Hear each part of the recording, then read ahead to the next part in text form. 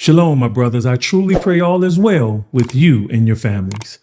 Today, I want to talk about a crossroad that every man faces, or should I say, every man of the Most High face, whether we pursue our dreams or surrender to Yah's will.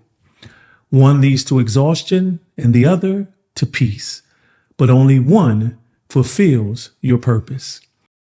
I remember one evening many years ago, after a long day on a construction site, I came home exhausted and frustrated. I told my wife, Nicole, that I can't keep doing this. Yah's given me too many gifts to let them go to waste, working 12-hour days, laying tile and marble. See, at the time, I had owned and operated a construction company that was my main way of making money. On the side, I produced music and loved making beats, but the construction company was the only way I could make money to support my family. And truthfully, I was doing well financially, but the work, the long hours was draining my soul, and I felt trapped. I said to Nicole, how will I ever record the music Yah placed in me if I'm working all of these hours? How will I ever grow the Union, which was at the time a record label, if most of my day is spent working for everyone else? If I don't move now, I will never fulfill what God called me to do.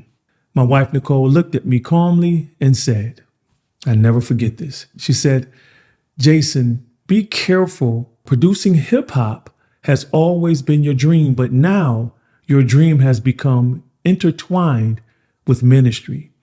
Don't force your dream into God's will.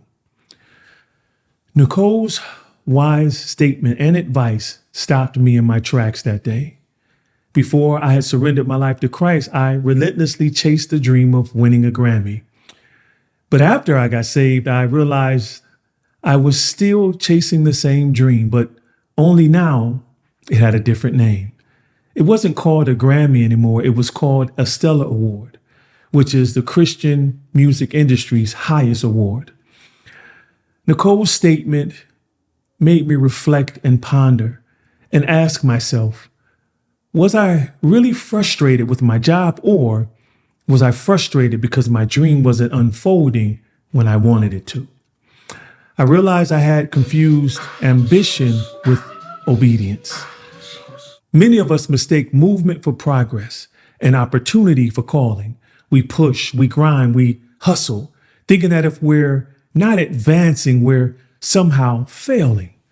But Yah's will doesn't run on our schedule. Sometimes his delay is the development. Isaiah chapter 55, verse 8 reminds us that Yah's thoughts are not our thoughts. His ways are not our ways. And Proverbs chapter 3, verse 5 tells us that we are not to lean on our own understanding, but acknowledge him, the Most High, in all of our ways, and he will direct our path. One problem we face, I believe, is that we ask Yah to bless our path, but not direct us into his. I've learned this the hard way. Many people, including ministers, get frustrated by simply waiting on Yah's timing. And when the doors don't open fast enough, they force them to open. But forced doors rarely lead to, or doors that are forced open rarely lead to the Most High's perfect will for our lives. And here's something I've come to understand, men. Yah will never give you a responsibility without also giving you the resources to fulfill it. So if you don't have what you need right now, it's simply not time yet. I used to believe that real ministry meant quitting my job and doing God's work full time. But ministry isn't a position. It's service to the Most High. Full-time ministry isn't about leaving your job. It's about living out your calling while doing your job. Paul made tents to fund his ministry or his mission. He didn't confuse his trade with his purpose. He worked, but his work was never replaced by his why. At one point, I was ready to quit my company and step out on faith. But my mother-in-law said something that shifted my perspective. She said, Jason, until you submit to where God has you now, he cannot move you to where he wants you to go. That hit me deep. I realized faith isn't a reckless leap or a step into the dark. It's a confident step in alignment with the Most High's will. If I had quit then, my family would have suffered, and I might have damaged my daughter's trust and my wife's trust in me to provide. And we know it is written that a man who can't provide for his own household is worse than an unbeliever. See, sometimes obedience looks like staying put when you'd rather move forward. Now, to the single men and women watching or listening to this, I want you to know that waiting for the right relationship does not mean Yah forgot you. As I told B. Simone during our viral interview, just because she's hidden doesn't mean she's not valuable. People only put valuable things in the safe. So my sisters and my spiritual daughters, stop worrying about when Yah will send you a husband. And to my brothers and my spiritual sons, don't lose hope while you're searching for your wife. Proverbs 18:22 says, he who finds a wife finds a good thing and obtains favor from Adonai. In other words, the woman you're praying for will already carry the character of a wife before you find her. Scripture doesn't say he who finds a woman or he who finds a girlfriend, but he who finds a wife. That means she's already walking in her purpose with purity and preparation. So my brothers and my spiritual sons, your focus should be on becoming and not chasing. If Yah the Most High hasn't opened the door yet, it's because he's still shaping you both, you and the woman who will be your wife, for the kind of love that will reflect his glory. But please, my brothers, do not swerve on what I'm saying, though. You still need to search for her, but don't let it consume you in such a way that you lose yourself in pursuing her. Lastly, always remember that, what did I write here? Yes, that patience is not a virtue of punishment. It's preparation when it comes to feeling like you're delayed in accomplishing Yah's will for your life. Preparation is crucial. It was a process that I would never want to leapfrog to getting me where I am here today. Preparation is a sacred step in the process of fully and resolutely walking in Yah's will for your life. It's in this season that Yah strengthens your character, clarifies your motives, purge away the bad ones, and align your desires with his will.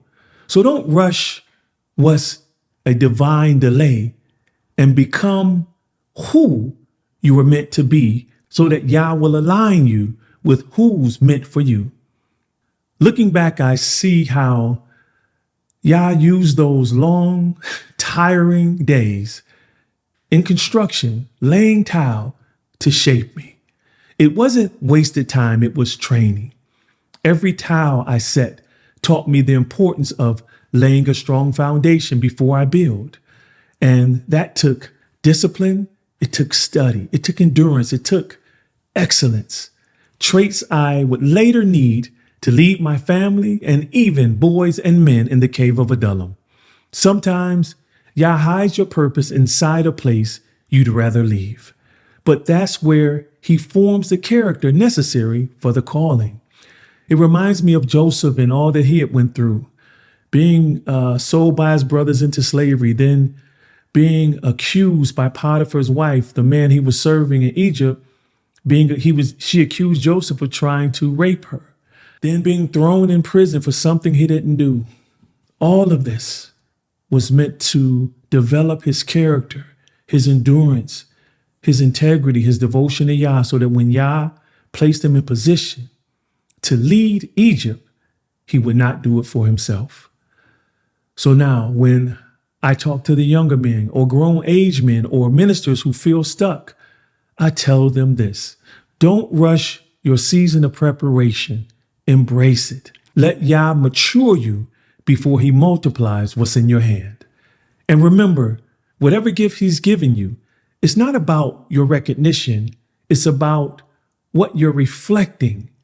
For it is written, and I'm glad I remembered that, it is written that, so all of us shall reflect the glory of the Lord. And the Lord makes us more and more like him as we are changed into his glorious image. Yahuwah wants his image of his son, Yahushua, seen through our lives. Whether you're laying towel, teaching kids, or leading a movement, do it all as unto Yahuwah. As always, my brothers, and even my sisters who may be watching this, I hope this video encouraged you. If you want to be notified when I upload another one, hit that subscribe button and turn on notifications. Until next time, my brothers, keep growing, keep building, and keep striving to be the man the moment demands. Shalom.